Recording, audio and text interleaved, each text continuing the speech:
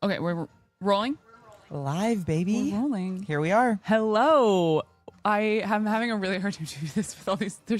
We're in a booth and there's a full booth over here, but that's okay. People are watching us. No, I can't. I cannot. Okay. Oh my God. Okay. Hi. Hello, How's it Natasha. going? I'm Natasha Hoskins. I'm Blake Finucane. And we're Boys Club. Welcome to Breakpoint Day 3. We are at the end of the conference.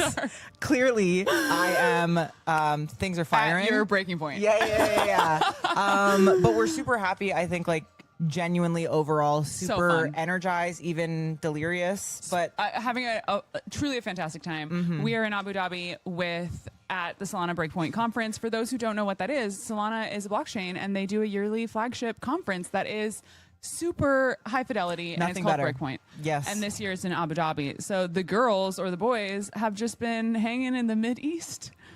We actually had Middle Eastern food last time. Yeah. Last night. And okay. No, so you can't do that. You thought it was okay? I thought it was like not that amazing. I will say this. I love Middle Eastern food. That restaurant. So do I. It was fine. No, the food. I love Middle Eastern food too. I might even say it's my favorite cuisine. Oh my God. Nonetheless, I thought the food itself, like the restaurant, was just fine. Let's blow it up. What's the name of it? Names. I will say, who picked the restaurant? Me. No, but it was so nice to have someone to pick the restaurant you reserved it. Anyway, whatever. It's fine. Do you want to ask me what Boys Club is? I absolutely do. Natasha, what is Boys Club? Do you want to do it? Do you want me to? I'll do it. Boys Club is a media company. We do podcasts, we do newsletters, we do events, we do a ton of stuff on social. We talk about crypto, AI, compute, robotics. Now we talk about robotics. Really fun. It's really fun stuff. We talk about internet culture. We have a newsletter on Wednesday. We have a newsletter on Friday. We do a live stream weekly. We're busy boys. And I will just say that you're not going to get the takes that Boys Club has anywhere else. Sorry. My opinion. Sorry from the Canadian, and it's true. Mm-hmm. And I want to thank 0x. They are our partners for this live stream here, and they are wonderful partners. We talk a lot about them in this episode, and it was really fun. So that was great. We have a robot coming on. I cannot wait to meet. I couldn't keep my shit together. Okay, what gender is he? He. Okay. So we know that it's a he. Okay, well, so I wanted to correctly. That's really like the patriarchy of me, but nonetheless, I think it's a he as well. It's tiny. Yeah, it was a child. Well, it was a genderless child. And I will say we are supposed to be filming this as the intro. I'm so sorry, but I couldn't do it. I couldn't hold it together. She broke the fourth wall, the third wall, or whatever wall we are breaking. Maybe all of them. It's broken. So yes, we have already, in fact, met them. But we're filming as if we haven't. Yes. So that is the beauty of editing. Thank you, Kate, for that.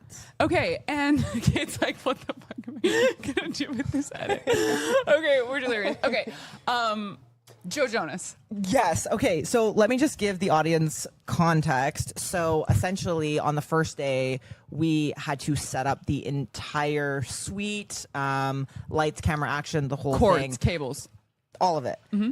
So Natasha was like, "I want to talk about Joe Jonas," and I was like, "Amazing! Okay, I love the Jonas Brothers," because we needed something to talk about, like something like fun and light, not. It wasn't like Natasha was like, "Let's talk about Joe Jonas on the podcast." We're like, "What are some bits?" Yeah. What are some bits? Like, what came up? So I was like, "Okay, amazing!" And I immediately at breakfast jumped into like my takes on Joe Jonas and like asking her questions about it. However, she was like, "We have to wait for today."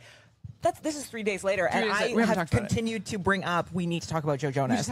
So it started with you saying Joe Jonas, now it's me. So okay, please go. I'm just going to say quick things because I can literally hear Dina texting me. I can hear her texting me saying, "I'm cutting the Joe Jonas bit." Oh, Dina, please. But, okay, the concept of talking about Joe Jonas at Solana Breakpoint, I can't not try to do. So here's what it is. I'm not a Jonas Brothers fan. Never. I don't know a song. I was left out of that completely. Sure. And it was because I felt I was too cool for it, and I can say that that's stupid now. But I didn't know it. We live and we learn. Then I see Joe Jonas in Times Square all the time. He's around, and people will be like, "Oh my God, that's Joe Jonas," and I have no muscle for that. I don't know. I don't care about that. That's not in my business. And you have also mentioned to me he's always solo. I haven't seen him with anybody. I love that. He's on a city bike. Anyway, whatever. Then when you travel to the afar, you spend a lot of time on your phone, okay? And one of the things that went viral while I was on the plane was that he was trying to parallel park in the Lower East Side in Chinatown, and it took him 6 minutes, and someone recorded it, and that's awful, but funny. And it went viral, and then he had some really funny responses to it. So a friend of mine sent me that because they were like, this is so funny. That got me down a Joe Jonas rabbit hole on a plane. It's a deep one. You know what? I'm bulkhead in economy, and I'm looking at Joe Jonas videos. Yeah, as one does. And then the algorithm was like, huge Joe Jonas fan. And now if you go to my Explore tab, it's only Joe Jonas. And how do you feel about that? I'm just like, I don't need this. It's like, he seems wonderful. That's none of my business. Exactly. You know? I mean, I will say I'm a big fan. We gotta wrap this. And you know what? I'll just say one more thing before we wrap it, and this gets cut anyway, which is that I do think Joe Jonas would love this conference. Cut. Thank you for listening for the last 3 days. It's been a pleasure and an honor. And Blake, no other person I would want to hear more. My honor and privilege and pleasure, and I'm so thankful. Cut. Hi, Blake. Hello. How's it going? So well. Okay. We've made it to day 3. We've made it to day 3. We have a great episode today. Some really great guests. I want to share some amazing announcements that are coming out of Solana. They have been announcement after announcement after announcement. Yes, they have been. Announcement forward, announcement heavy, all of it, all at once. Oh, announcement forward. Yeah. And I think the theme that I'm seeing from, obviously there's a ton of announcements that are happening for builders here, teams that are maybe smaller, newer, that are launching tokens or launching new products or launching new features. But one of the things that I'm really seeing is just genuine institutional adoption.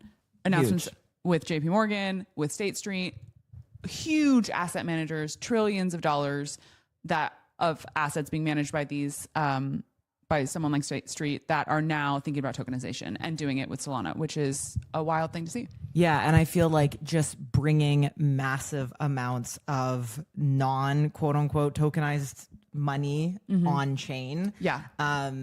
It only kind of like brings forward and makes the promise real of like a faster tokenized Wall Street. Like, as in Solana's like ultimate goal, like this is actually what's happening. And to bring it full circle, the first guest we had, Austin Federa, that's true, was talking about what is required from a literal infrastructure.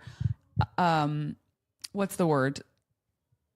Like the literal like internet provider, quote unquote, that goes under the ocean. Fiber cables. Fiber, like literally what the fiber is required to operate at the speed that would need to be better than the current tools that Wall Street is using for them to actually adopt crypto and use it. It's really interesting to have that come full circle where that's a person and a business that I hear him talk, and it's eye-opening on, wow, there's like a lot of work to be done that I'm not even thinking about.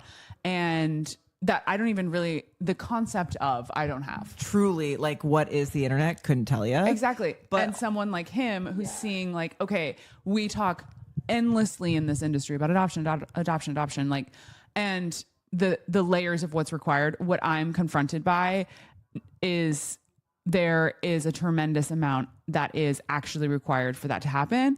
And it's sort of happening. Like, it's early, but it's kind of happening. Yeah. And I feel like in general, the last 2 days of conversations, that's kind of come to light in terms of like, okay, yeah, you can have all the demand and all the users in the world, which of course we're working on that side too. But if you don't have the architectural throughput to allow it, it absolutely does not work. Absolutely does not work. And Solana is actually handling that. Exactly. So totally.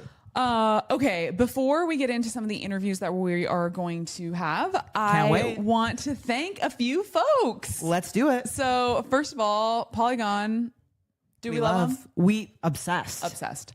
So we're shouting them out here. Thank you, Polygon, for being the sponsor of many things Boys Club related, but also this live stream. If you've touched crypto in any way, chances are you've already used Polygon. It's the chain quietly powering a bunch of stuff that people actually use, that actually works, like Stripe's crypto payments, betting on Polymarket's prediction markets, and a bunch of other stuff. Honestly, really related to what we were talking about before. How are we getting people actually using these things and what's required? They're an MVP both for Boys Club and for this industry, and just a cool move to be working with Boys Club, if I do say so myself. Absolutely. We're live streaming and we're polygoning. So. And then next, 0x. We're going to have Amy Boudreau on the pod today. She leads product marketing at 0x, and will talk to us about all things API and what they're up to. But when you're building token swaps, you want tech you can really trust. That's why you should use 0x. They've been experts in the game since 2017. You know it, baby. Their swap API makes it simple, and they've solved all the hard stuff like liquidity, aggregation, routing, and all the behind the scenes complexity. You don't need to trust just the boys. 0x powers swaps from some of the biggest apps in the space, including Coinbase's DEX trading product. We talked about that with her today, Phantom, Backpack, and hundreds more. And it's not just about the best price. 0x leads in execution quality, delivering speed so you can trade any token, even the very newly launched ones, nearly instantly. 0x world-class swaps built by the experts. We love to hear it. We love to hear it. So should we get into it? Let's go. Let's go. Amanda Young, COO of BitRobot.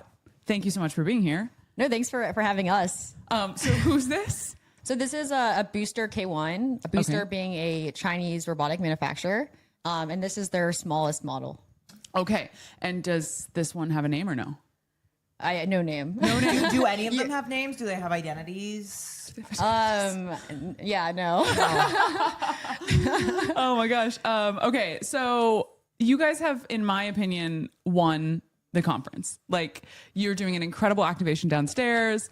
Do you want to talk a little bit about that? And then obviously I want to talk more about what you guys are up to, why you have these robots, what sort of the larger vision behind BitRobot is. But talk a little bit about your activation here. UFB is what you're calling it, right? Yeah. So Ultimate Fighting Bots, UFB, we spun off a team that's working on that. It's a humanoid fighting league. They've had events in LA and San Francisco, sold out. They got covered in Ashley Vance, Washington Post, New York Times. And so they're creating this media and entertainment franchise, putting on full shows. And so we wanted to bring like a smaller version of that to Breakpoint. And so we've been having different Solana investors, creators, founders battle it out at our arena. Wow. So fun. Go ahead. And Raj, co-founder of Solana, actually shouted you guys out on the stream yesterday. He was the winner of his battle with Toli, as he reported to us. Maybe you could talk about, so these are autonomous robots, but then you can also control them. What's that relationship? Yeah, so they're being teleoperated, so piloted via a game controller for those fights, and this one here right now has been piloted. They have some moves though that have been implemented. So like this one has a dancing move. The ones that are fighting have fighting moves. Okay. And so yeah, that they're being mostly, I would say, teleoperated though around the venue. Got it. Can we get a dance move from our guy here? Yeah. Oh my gosh. Oh my gosh. He's ready to go. Oh. Oh my God. Oh.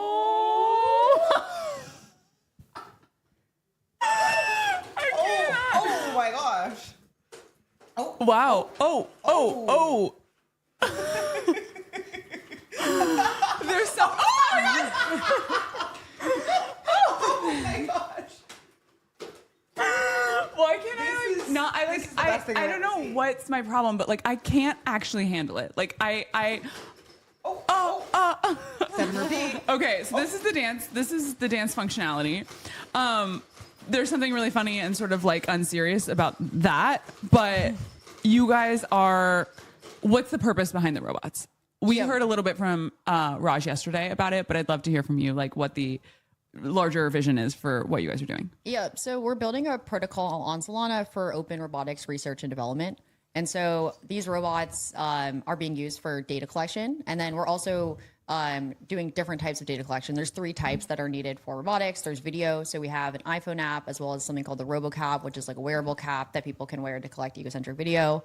We're creating a game in simulation. So simulation being an area, and then teleoperation. So teleoperating, you can teleoperate humanoids, but you can also teleoperate like different types of arms, different types of robotic embodiments. And is this related to, okay, it's a data play in the sense, are you getting rewarded for tokenizing data? Maybe you could, there's the elements of the tokenization and how that's being organized. Yep. So we're structured as an ecosystem of subnets. You can think of each subnet as a market. It could be focused on producing data of a certain kind. For example, the Seesaw app is producing egocentric video data, and people are being incentivized to upload video. The app puts a video data set. And so we're working with a bunch of teams as well as incubating ourselves these different subnets, and primarily focus on data collection to start, but it can be broader. Like you could think, how do you evaluate a model in the real world? How do you contribute to model training? And so we see our ecosystem being the world's largest robotic network. Okay. And is this then in relation to AI at all, in terms of like the data sets being trained for robotics/AI? So I would say we're primarily focused on robotics. So verifiable robotic work is like how the output that is coming out of each of our subnets. Okay. But it's broader. So like video is being used, and like in general, there's a trend right now in training robotics called cross embodiment. So using all these different types of data to train robots.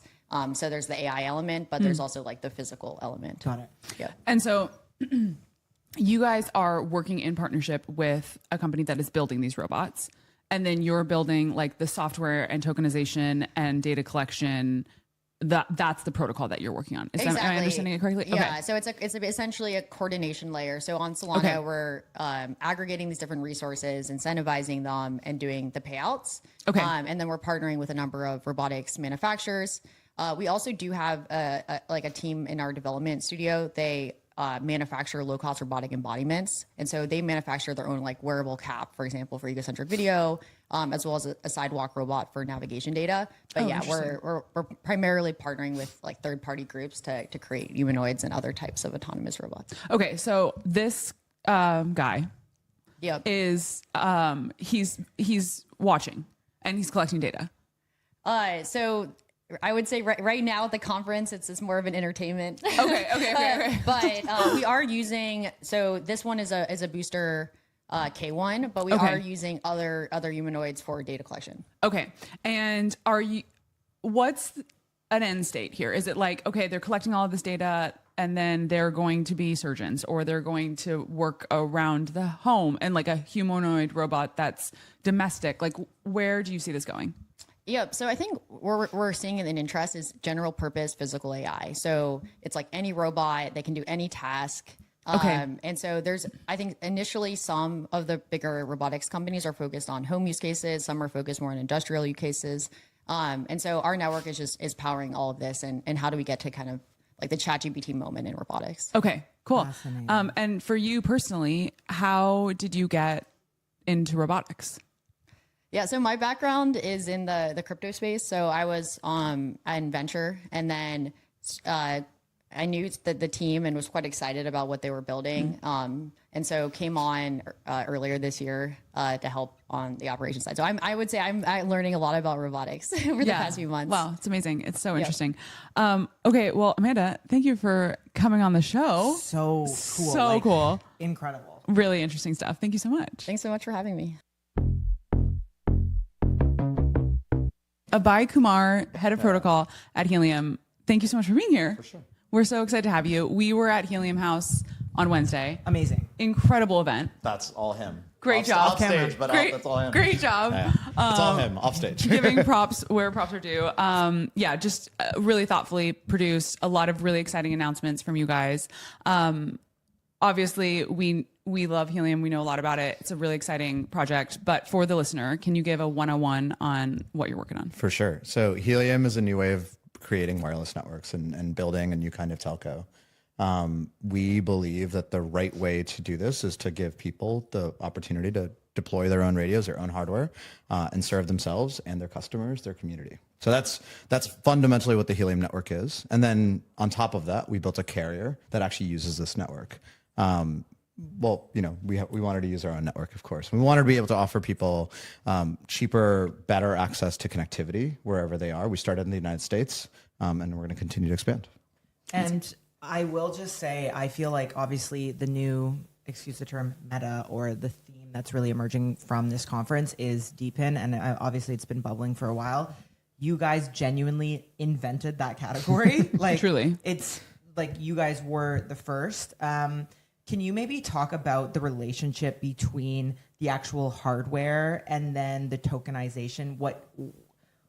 How that's interacting? For sure. Yeah. So a Helium deployer puts a piece of hardware up. What they're doing is they're saying, here, come use my network, come use our network, because I'll get paid for it. And so it's deepen in general is about incentive alignment, right? You don't need to trust that there's this network or there's a subscriber who might pay me someday later. It's the network is sort of encoding these rules, right? If there's a phone that connects to me, I will get paid for that rewarded traffic. I don't need to trust that, that AT&T subscriber paid AT&T, that AT&T paid Helium, that Helium is going to pay me. Like none of that value chain needs to be verified. It's sort of baked into the protocol. And that's really where the token comes into play. Every time a phone connects, some amount of AT&T gets burned. The network is being paid. And so therefore the hotspot deployer is getting paid as well. So cool. And so when you talk about the device, let's just bring it to life a little bit. I'm in New York City. Could I have a device in my apartment? Like I think of it sort of as like a Wi-Fi router. Yep. Okay. So from a technology perspective, it is Wi-Fi, right? Which is confusing to people, right? Because it's like, well, what do you mean it's just a Wi-Fi router? Like I thought cellular towers are these like giant radios that are twice the size of me that are plopped onto the side of buildings. And that is true. The sort of what that's called the macro network. And the macro network is that. But those kinds of radios don't serve all parts of the world and sort of all parts of cities. Like you live in New York, we have lots of canyons in New York, right? Okay. I grew up in New York, so this is what I had to deal with, right? Like you step out of the subway somewhere downtown and you're just like surrounded by buildings. Truly, literally, when there was like a period of time, I live in Williamsburg, there was a period of time where the block that I lived on right outside of McCarran Park had no service and it drove me crazy. I was just like, it was like 2023. I was like, what are we doing here? Right. So yeah, it's exactly. Really and so nowadays in New York, as you come out of the subway, a lot of the subway stations right outside used to have payphones. And those like little silver payphone terminals were all over the city. And that's what I saw growing up. Yeah. What happened in the last several years, obviously payphones aren't a thing anymore, but all those locations are now these silver ad towers. Yes. Every one of those is a Helium hotspot. Oh my gosh, are you for real? Yeah. And so this is like one of our largest cities in the world. Oh my gosh, that's so cool. cool. And the density is great for us because as you come out of the subway, what is the first thing you're going to do? Hey, which way am I going? Yeah. Who was I not texting that I need to get back into touch with? Where am I headed? Like so having the connectivity as soon as you come out of the subway is exactly what we were able to do through a partner. So that wasn't us going and deploying hardware. Yeah. It wasn't us paying the city for the space or anything like that. There was already someone that was deploying hardware that was able to retrofit it with a software change on their end to support the network. And the reason they're incentivized to do that. Absolutely. Okay. So they get paid every time there's data that flows over that network. And that is a way for businesses like this. The company is called Link NYC. There's a way for Link NYC to have an additional revenue stream for the hardware that they're already deploying. Wow, that's really cool. And as a non-New Yorker, non-American here, you are going global. That's been the big announcement. You're expanding internationally. Maybe you can talk through that. You announced a big partnership first in Brazil. And then, where are we going after Brazil? I want to get it. That's the thing. Like I have literally been following you guys for so long as a Canadian.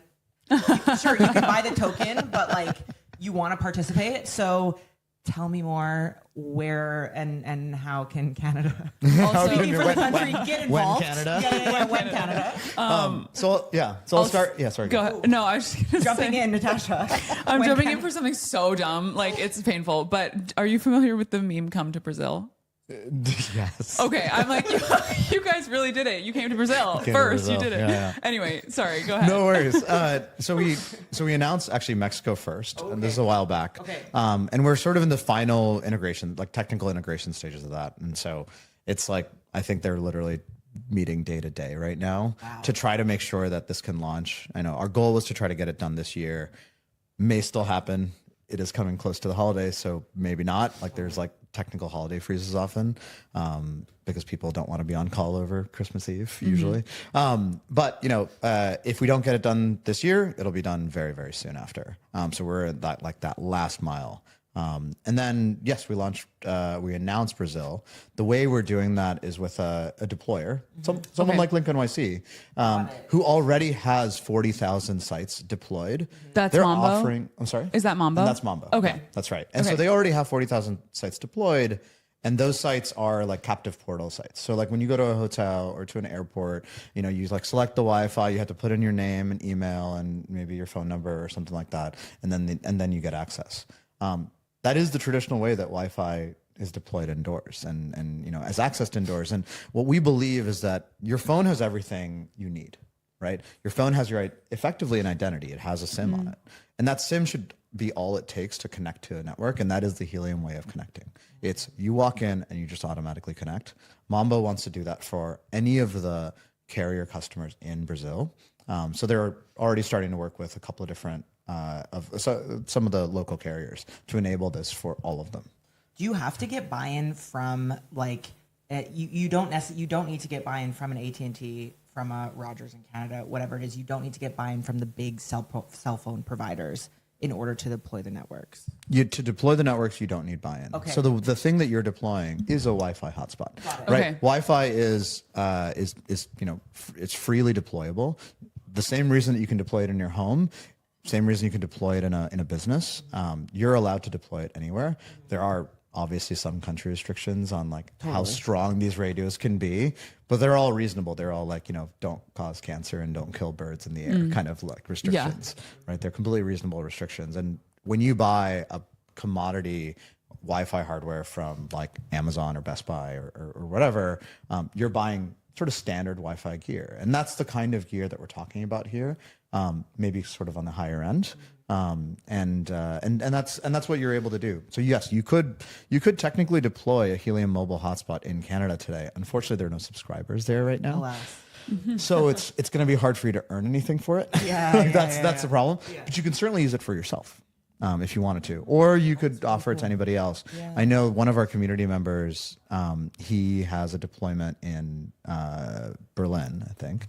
Of course, and of all the cities, of all the places, and he gets to use it himself. He signed up for a free Helium mobile plan when he was in the U.S. once, and he's still using it.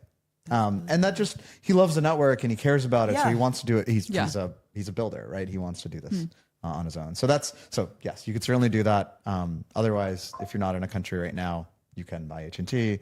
But the other thing that we also announced this week was the waitlist. So if you go to helium.com/waitlist, give us your details. Tell us where you want us to deploy next or where we should be talking. Perhaps I've already done that. How many times? Good question. You're right. One's never enough. Just find all the VPNs, connect many times. We're in there. Hello. Okay, so what I'm hearing from this, and I think is similar to a lot of crypto projects, is there's a flywheel that when it's working is beautiful and everybody's winning. And I'm sure as someone who's building and has been building in this space for a long time, when it's not working, I'm sure it's absolute hell. And I'm wondering what the most challenging components have been for you along sort of this, you have the network, you have consumers, you have people who are deploying the hotspots or the hotspots. Okay. Yep. So yeah, where's the biggest challenge been? I mean, I think, we've been around at it for many years. We've had everything from COVID causing supply chain failures. I remember many, many years ago, there was a fire in a particular piece of hardware, the factory for it, which completely crushed all radio and all certain kinds of chips to being produced all around the world. We've sort of dealt with all this kind of thing. We've had boats being delayed. We've had all sorts of stuff through the years. Certainly when we first launched the mobile network, we tried to use a technology called CBRS, which, at the face of it was a really good idea. It was another one of these open spectrums, or mostly open spectrums that anyone can deploy. It was a community band radio, right? And so it made sense. Let's invest in something that was something, kind of familiar to us already, and didn't require you to, buy billions of dollars of spectrum grants, right? And so, we went down this road, but ultimately it was a UX problem. That UX problem really what happened is when your phone was trying to connect to these radios and kind of going back and forth between, let's say, T-Mobile's towers and these CBRS towers, like it just wasn't working. It wasn't a good UX. It drained your battery. Like these are the kinds of like things that you learn as you build. Totally. And then you have to pivot. And so I think we've been very, very good about pivoting to the thing that makes makes the most sense. And I guess, Deepen, as I mentioned at the beginning, is kind of the emerging theme. I hear more and more people talking about it. With you guys being the leaders, the inventors of the category, my words, not yours. So just,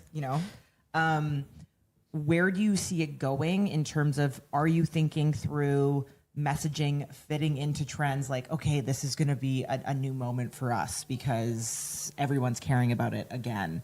How are you thinking about the larger positioning in the theme of Deepen for Helium? I think the category has the opportunity to bring more consumers to crypto without knowing that it's crypto, right? Like we've seen this now. There's 2 million phones connected to the network every single day. Incredible. And most of them 2.1. 2.1. I'm being modest, I guess. I'm being modest, Exactly. I guess. Thank you. My words, not yours. But I think that's what we need more of. We need more consumerization of the things that we can build in crypto. Physical infrastructure is a great way to doing, to sort of introduce more people.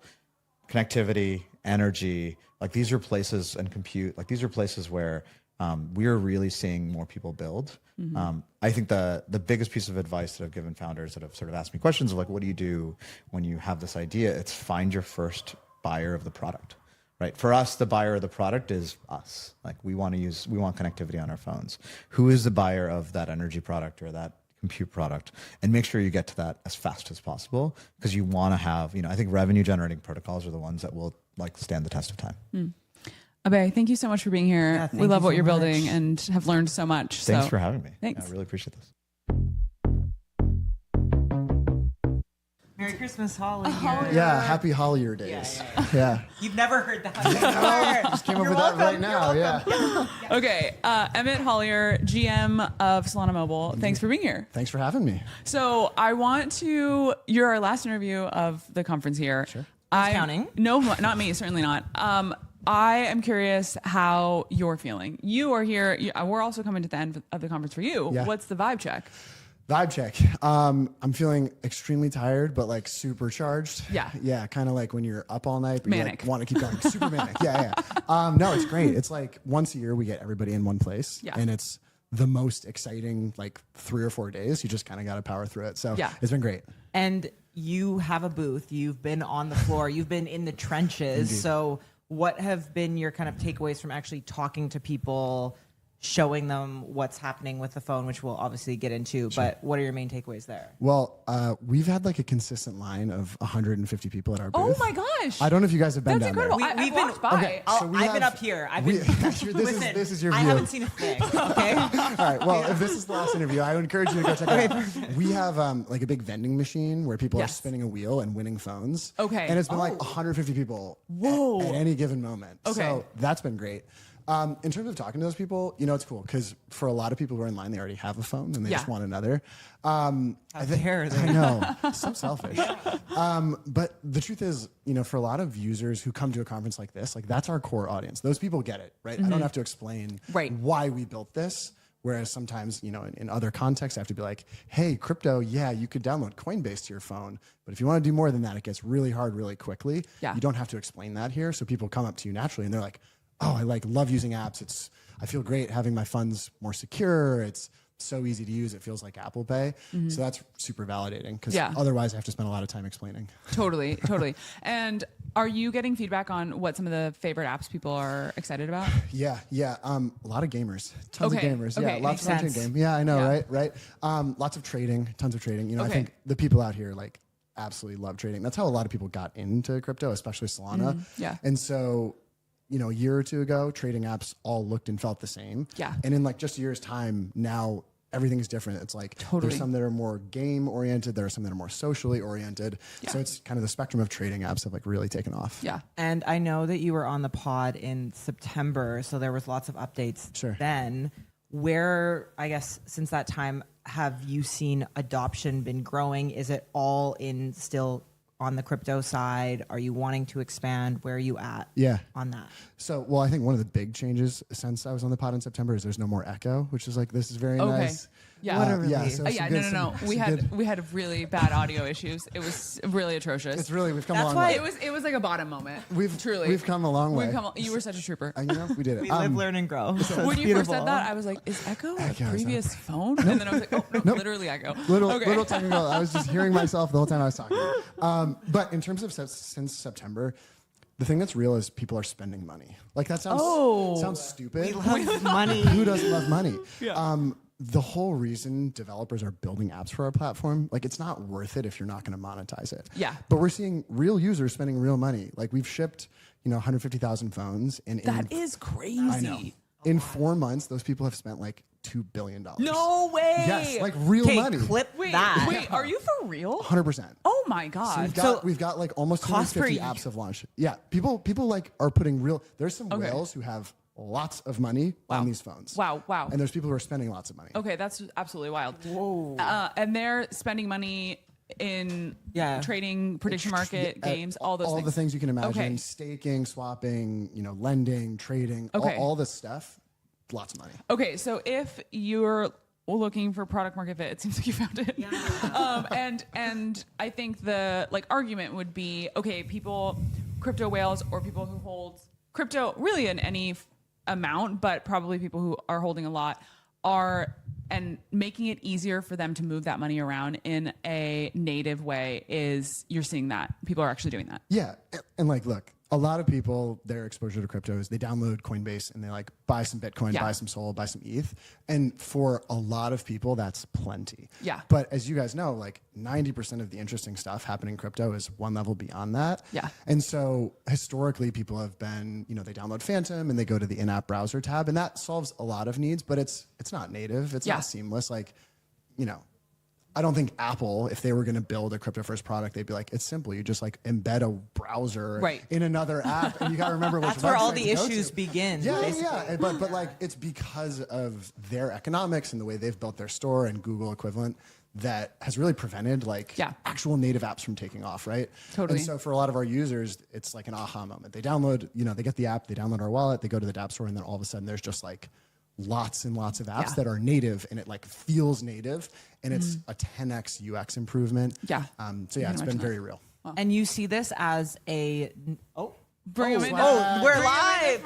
Kitties. Let's go. He brings gifts for do. us. I love it. I do. Okay, ask your question and then we'll I'm sorry. Or you can look at the phone. Okay. Sorry. Okay. My question was, Sorry. do you see? Yeah. Okay. I blame so myself. we've got myself. just a live demo. Okay. We have iPhone and we have Solana phone. Do you see these as you're bringing two, or you see perfect scenario? I only have one phone. Yeah, so it depends on the user. So I can't undo the social suicide of green bubbles. I was going to ask you about that. I was literally going to ask you about that. I was like, ooh. But the thing that's important is of the 150,000 we've sold, 15% of those are in the US. Oh, where are most people buying them? Everywhere else, Asia, Europe. And so that's, from a usage perspective, those users, primary phone. No question. They're already using Android. They don't use iMessage. They use WhatsApp. They use all the messaging apps. So for them, there's no loss of the social, the networking effects that come with not having an iPhone. Yeah. Certainly in the US, I know a lot of people who trade a lot, and they think of their Seeker as their trading machine that they bring with them. Yeah. But for everybody else, it's if you really care about crypto and you're already familiar with Android as an ecosystem, it's oh, cool, I get a really good Android device and it does crypto stuff. It's not about compromise. Yeah, that's such a a North American focused question that I was just guilty of asking. It's okay. As a North American resident, that's something I think about too. Yeah. So what is next for you guys? Are you going to continue with this model of Seeker? Are you developing a new model? What does the next few year look like for so you? we still have these. So if anybody's listening and hasn't bought one, we've still got them. There you go. SolanaMobile.com. And we're, of course, giving them away downstairs. But right now, our sites are actually set on other hardware partners. Oh, cool. Okay. So this has been a labor of love, and it's taken years off of my life. I'm sure. I would love to not have to ship more hardware, but I do still want to solve the same problems, right? And so, kind of the point I was making earlier about how North American people kind of love their iPhones, everyone else uses Android. All the tech that we've built can just port to other Android devices. Okay, cool. So right now, I'm spending a lot of my time with people who sell other Android devices and saying, hey, look, your users are going to start using crypto if they're not already. Yeah. So you have one of two options. You can watch them do it. You can let them go to the Google Play Store and download a neobank or like some basic crypto app, and you're just totally out of the loop. Yeah. Or you can build something that's great. You can build something that helps them self-custody in a way that's secure. You can give them like a native system-wide signing experience. You can give them access to dApps. So like, what do you want to do here? And a lot of OEMs are kind of seeing the light. So we're going to spend a lot of time kind of taking this tech and bringing it to other phones and hopefully, 10xing our distribution as opposed to trying to sell phones one by one. Okay, that makes a ton of sense. Okay, and adoption's going great. Are you part of the booth experience? Is that you are looking for builders? You're wanting builders to build apps that are native to the Seeker? Yeah, totally. Okay. So we've had 225, 230 apps launched so far. Wow. I know. It's real apps. That's a lot, yeah. But it's a mix, right? So there's some apps, it's like apps you already know that maybe you can get in Google Play, but they bring a slightly different version to Seeker. But there's also lots of teams who just like need their first 10,000, 20,000, 50,000 users. And so they launch exclusively with us. That makes and sense. it's like Distribution. instant bootstrap Yeah. of people who spend a lot of money, who really care about crypto. It's kind of like a product launchpad, right? Yeah, absolutely. So here, in terms of being at the booth, it's like kind of the best of both worlds, right? Meet with the existing ecosystem teams and say, hey, we've got these users, like you should bring some exclusives our way. But for new teams, it's like, hey, are you looking for those first users? Like, let us help you. That makes a ton of sense. Yeah. Okay, last question here. You have a choice. Draft tweet or shill minute. Friend of the pod. Only friend of the pod. Friend I of would the do pod, this. friend of the pod, friend of the pod. I shilled last time. We didn't do a ton of draft tweets. So let me. You're let's gonna go. pull up. Yeah, Okay. let's go. Oh, like it's real time. Also, draft let's tweets, open literal. this up I while- was gonna, unboxing. I think we unboxed. Okay. I think we Unbox. unboxed. Let's do an unbox. I love it. ASMR. Yeah. ASMR. I think we should do it on the side, maybe. How many girls does it take to open that? There we go. Wow, it's so sleek. It's so sleek. Man, you know what I think when I see this? What? I'm just like, man, you had to do like the box. It was so fun. I was just gonna say, so like the fun. full like design of this is Yeah, beautiful. wow. It was super fun. Okay, Do you have show the cases camera. too? Show the Oh, yeah, camera. we got cases. Show the I'll camera. get you some cases. We'll do a Peel, do the peel. Do the peel. Oh The my peel's the gosh, best I part. love a peel. ASMR. Let's go. Okay. Oh my gosh. This is like Yeah, it's so beautiful. It's really beautiful. It's like legit. It's and very light. It's really nice. I have to say, when I was exposed to the idea, the concept of The concept of the seeker. the concept of the Seeker, I was like, I hate to say it, but I was like, it's gonna be so budget. Like that was my feeling, and then I seen it, and I'm like, it's gorgeous. Yeah. Thank you. It's great. This is like having your baby called beautiful. This is just the best. So, which you could be lying to me, but I'll No, take I'm it. not. I I'll take wouldn't. We don't lie I would on never. this Okay, on okay, this okay. on this Okay, stream. draft tweet. Let's Okay. go. Why do draft tweets not sync across devices? This is such Oh, it's so nonsense. annoying. Hold on, I'm I have sorry. another phone up there. Hey, Asia, can you grab? I have a phone on the. I think that one has some. Yeah, the one with the Apple logo on the back of it. That one. There That it is. one, if we've heard That of one, that. I think that should have some. No, some it's draft really annoying. tweets. Also, It's I will BS. tell you, it doesn't sync across desktop. Someone called Nikita. So I know I did see someone actually add him in the comments one time and being like, "What is going on here?" This hurts me that I have to If pull it's this not phone on out. there, you know what? We'll No, I'll have you on find some. again. I think I've got some. Okay, I've got okay, some. okay. The draft tweet concept came from the fact that Dina and I sometimes don't have the courage to say what we think should be said. Or dare I say tweet and then tweet Tweet. what's been said, so you actually have to say. Exactly. Oh my gosh, that's so true. It actually takes more effort. Okay, all right. They are. I do have some loaded. Real up. time, Okay, he's great. seeing them. Okay, Okay. let's see. Okay, these have nothing. These have nothing to do with crypto. We Is love that it. fine? Even better, Hey, even better, hey, even better. exactly. Okay. My first Wordle guess every morning is hater, just to make sure I don't forget the people that I have to prove wrong. Also, it has very good letters. Kate loves it. As a Wordle user, it seemed that hit. That Okay, hit. okay, good. Okay, give us one more. Okay, this one's very relevant today. Okay. My biggest fear, being a full season behind on how wide my pants are supposed to be. That's a great one. Season ahead. That's a great one. Oh man, that was great. Okay, what a good note to end on. Emmett, thank you for coming on. Always Thank a you for pleasure. having me. Always. Thanks, guys. Amy Boudreau, You do product marketing at 0x. We're so happy to have you on the show. So happy to be here. Boys Club fangirl from day one. Day obviously. one. Day one. She's really been there and here. Like Truly. With us. In the trenches. Yep. Yeah. At the highest and the lows, you've been there. Ups and downs. I feel like my claim to fame is that I helped create and also helped kill the DAO. It's true. It's true. You were there for Full all circle. of that. All Full of it. circle. Yeah. All the life cycles of it, which ended in a beautiful fashion of donating $200,000 to the Lower East Side Girls Club. So Couldn't have ended a better way. exactly. Totally. So, okay. Obviously 0x is sponsoring this live stream here at Breakpoint. We're so happy to be partnering with you guys. It's been so fun.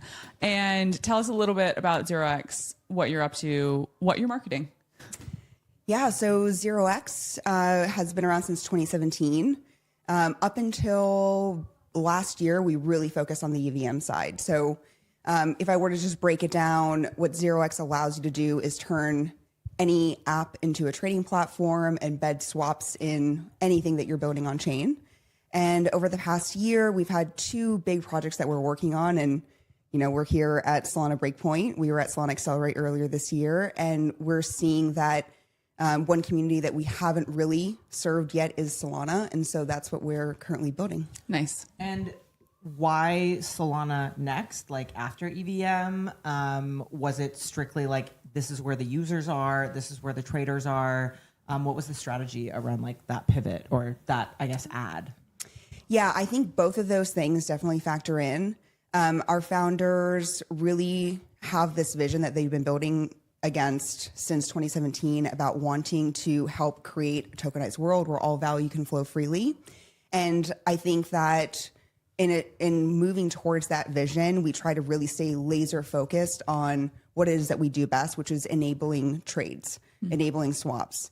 And so for us, we really only want to build in areas where there's a clear need. And I think it's been clear to us for a while that Solana is a community that we want to support. They're building great things there, but also it's a huge lift to go from EVM to SVM. We're basically having to rebuild from the ground up.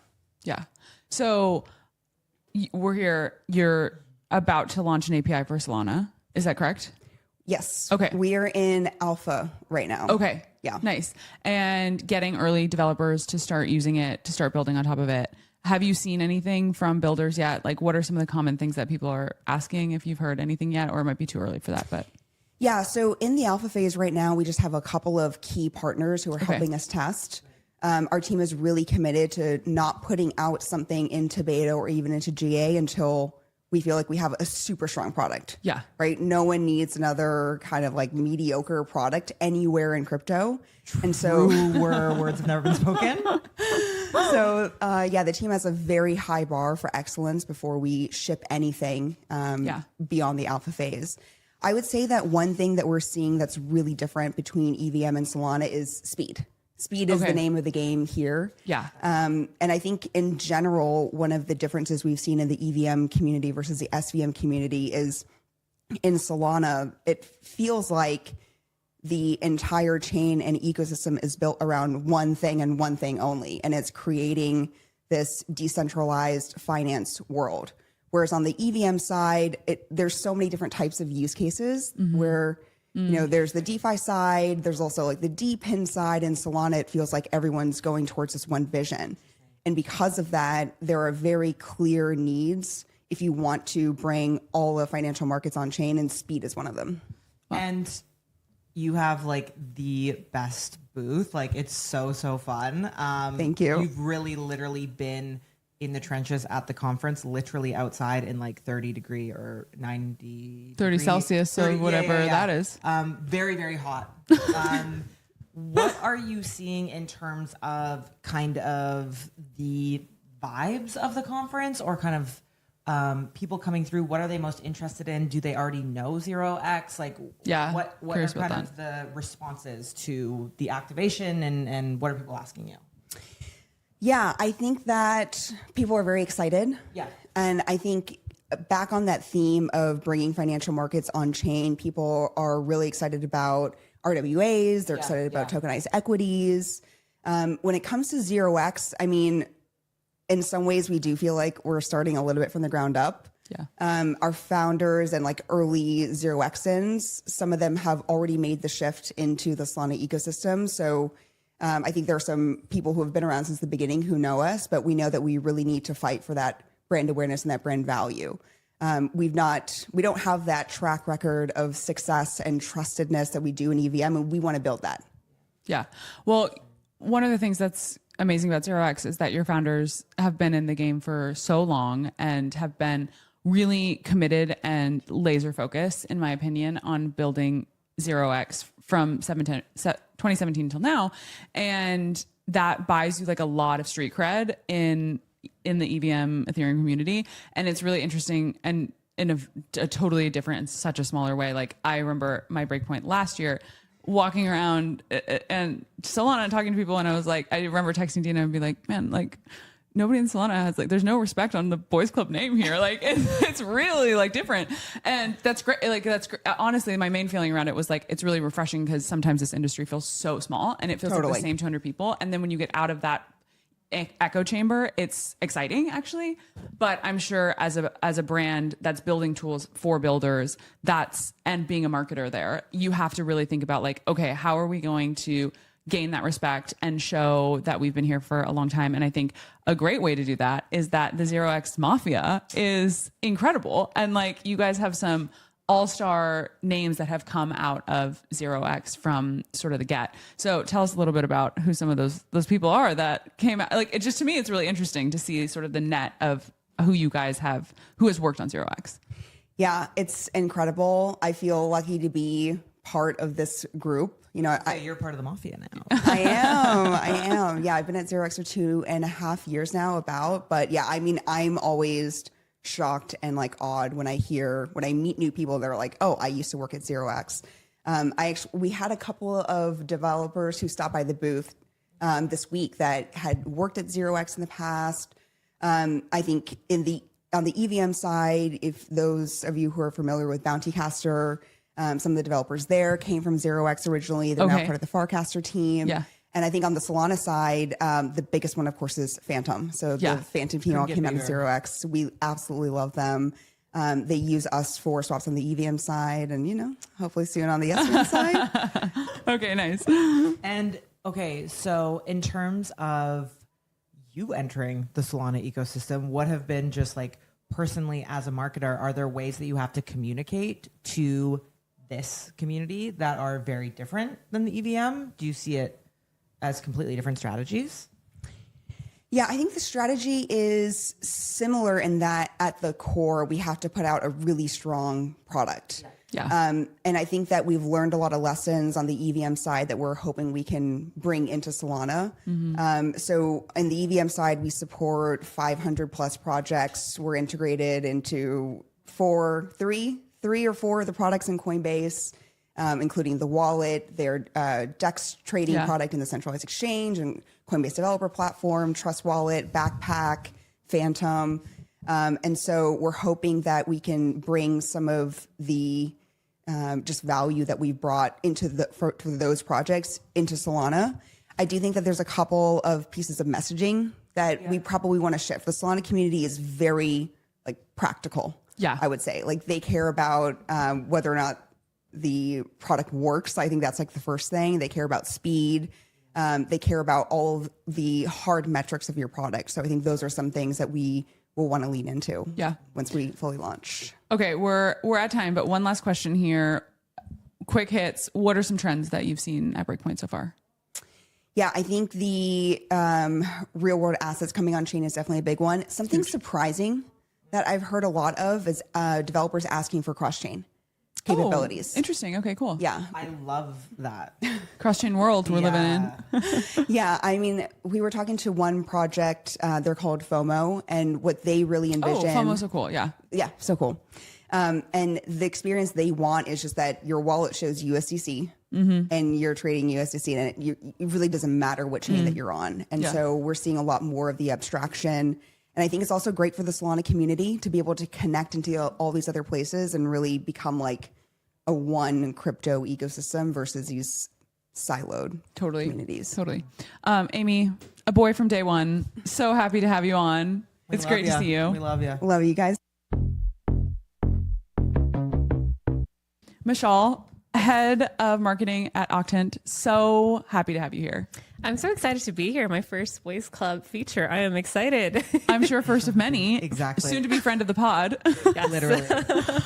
Okay, there's a lot I want to talk about. You guys have some really fun stuff going on right now. You had a big launch this week. Yeah.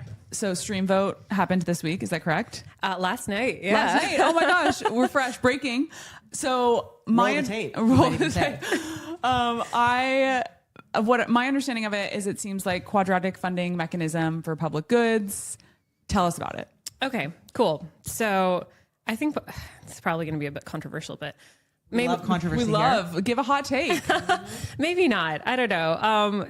Don't hate me, but I think public goods are just so overused, and I feel like that term is almost like you have so many people that are almost allergic to it because what does it mean? How do you define it? Does it mean that it can't get funded or that it can't be sustainable? So there's a lot of it's just like a heavy loaded term. But what we launched yesterday is Stream Vote, and it is a new mechanism that allows matching funds to be so basically you can fund projects and stream funds every second. So typically with the way funding rounds have worked, if you've participated in any community round, is you have a big pool of matching funds, you have projects participating, and then you have people who vote. And so at the end of like a 2-week period, it's like intense marketing where everyone's like, hey, vote for us, we exist. And then at the end of it, you just have a one-time payment that goes out. Streaming and Stream Vote is different because now, since we went live and votes started coming in, projects have been getting funded every minute based on votes. Wow. Yep. That's incredible. Oh my Talk about gosh. results. Yeah. Like, did it work? Did it not? I think we have our answer. It did.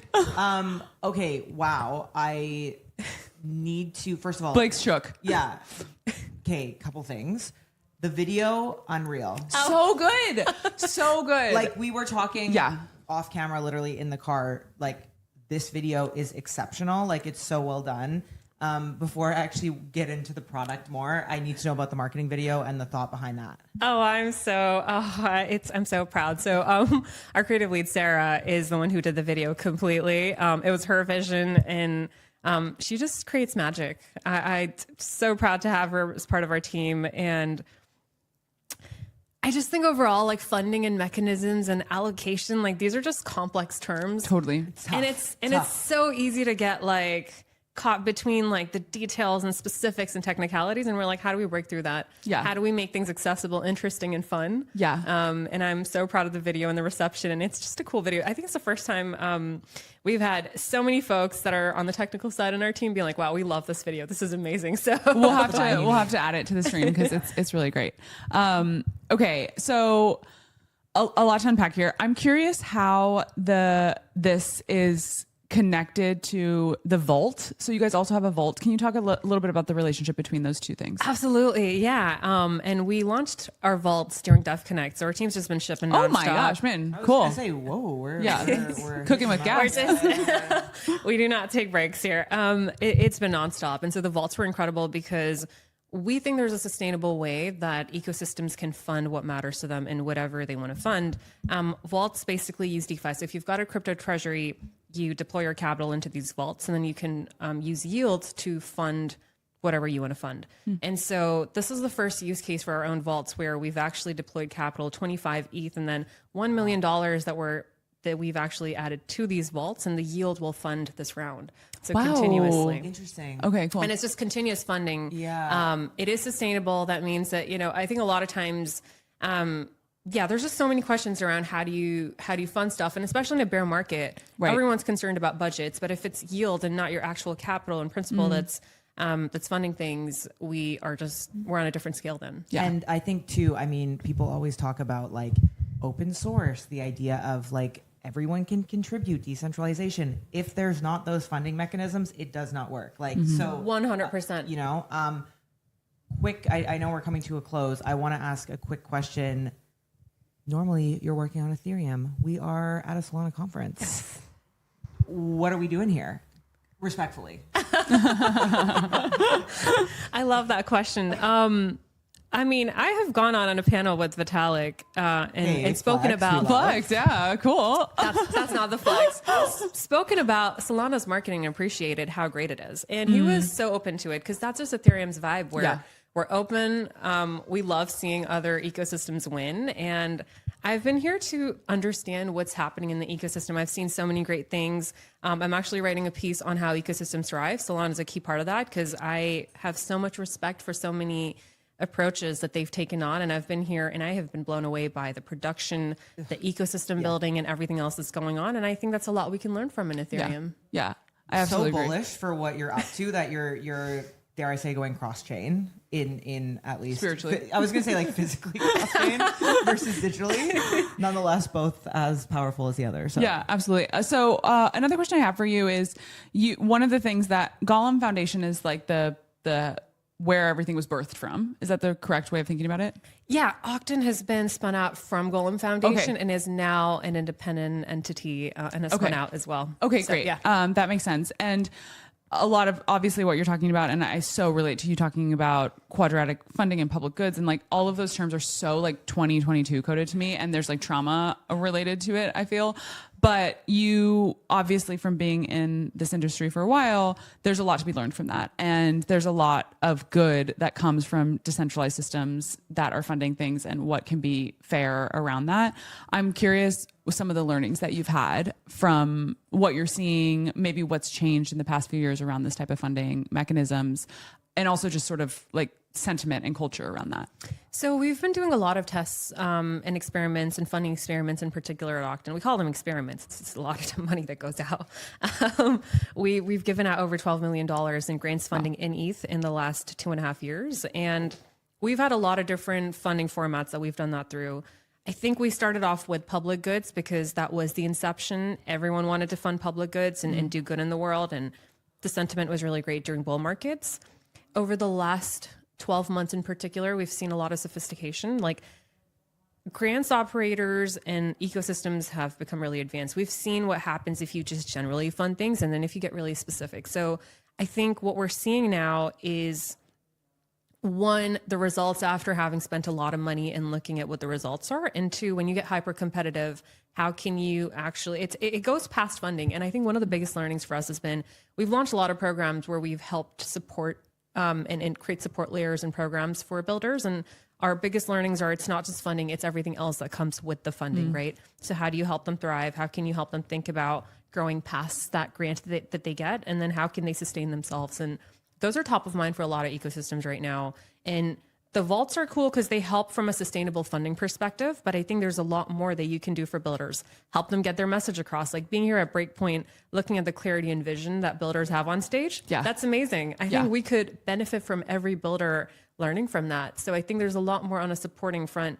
And you already have cases like even Polygon where, you know, they're creating these programs. Hadron had their demo day yesterday, and it's just like that clarity in theme, in segment, in specifically helping them grow and in getting other ecosystem partners for these projects. So I think that's a big win for every ecosystem, and we're seeing that growth, and we're going to continue to see that next year. Yeah, absolutely. Michelle, thank you so much for coming on. Such a pleasure to have you. Thank you for having me and for this great chat.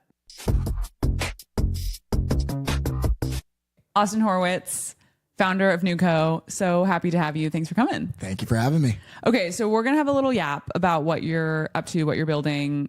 Tell us a little bit about Nuco and what you guys got going on. Yeah, so Nuco is the creator operating system for the next generation of entertainment franchises. And then G-Boy is our flagship IP. And so we basically set out to create like the next set of AI tooling that creators would need to make the next billion-dollar brands from their couches. And G-Boy is kind of what we're using as a case study of like how we're leveraging those tools. Cool. Tell us more about G-Boy.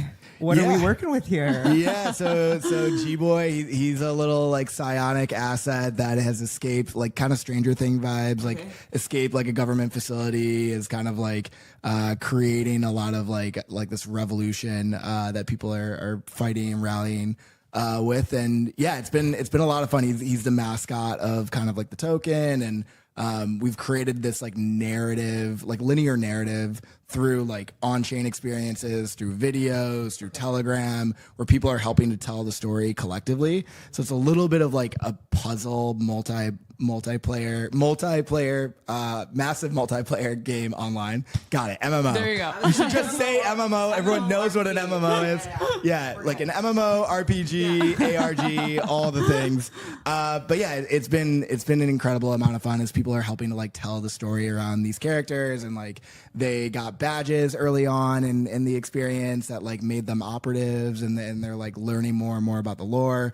And then as they are interacting with the story and with G-Boy, they're actually helping to influence the new content that comes out. That's what I was going to ask next. Through like, there's AI kind of channels that you can then like shift or change the story with? Yeah. So what we do, I mean, just as like storytellers, we have like a narrative arc that we're looking to tell. Okay. Everything to this point. So this is 2 months to the day that we started and went on a stealth. Anniversary. Thank you.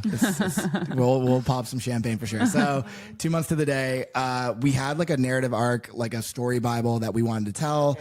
But then we were very reactive to how the community interacted with like certain narrative points. We'd write them in and like their inside jokes into the story itself. We'd leave like little Easter eggs in the videos that we would create. Because when we're creating with AI, like our content pipeline is so much shorter than like a traditional pipeline where you have to plan these things months or years out in advance. Like we could work on, I mean, people are going to see a video today. We were working on that video all week up until last night. And usually like, we would, if we didn't have to send it into Solana, like we'd be working on it right before it went live. Okay, that makes sense. So G-Boy, are you guys using Nuco, a set of tooling, if I'm understanding correctly, and you're using those tools to create the narrative arc around G-Boy? Yeah, so basically it came from the understanding, like we all came from Doodles. We had seen traditional animation and how AI had kind of like upended that, where like things that were taking months, but when we first started, we're taking like days, if not hours. Yeah. And so you just play that all the way out, and we're like, okay, like now it takes a little bit of technical skill and learning all these different tools, but what does it look like in the future for like the idea guy or girl to basically, if they have taste, be able to have a creative studio in their pocket? Okay. And so we started building those tools at Nuco and then releasing them for G-Boy. So an example of that is gboyspecial.com, where people can go and use the fine-tuned models that we've created with our character and our universe to create their own content. Okay. And that has like been a huge reason why we've exploded so much. We're the #1 project by Mindshare. We passed Pudgy Penguins for like multiple times over the past 2 months.